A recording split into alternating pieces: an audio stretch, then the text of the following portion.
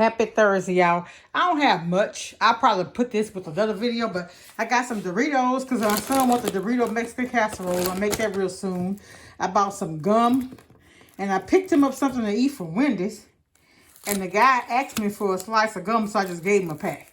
He's like, don't tell them because I might get in trouble. He had to win the big. He said, I've never seen Doritos in the bag that big. I said, yeah, go to Sam's.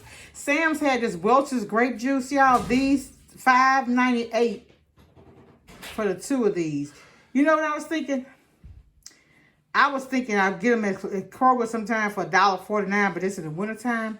And I was thinking $2.49, but this still make this $3 a piece. But that's still good for the Welch's 100% grape. I got this. My daughter told me about the Untouchables.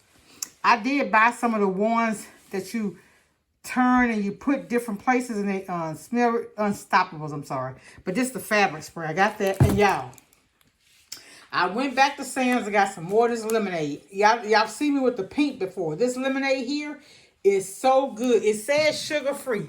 It says natural lemon flavored drink. And it says down at the bottom, it says as a dietary insufficient amount of sugar, but it says it has 0 grams of carbs. When I tell y'all, this lemonade, let it get cold, it doesn't have an aftertaste or anything. This is really, really, really good.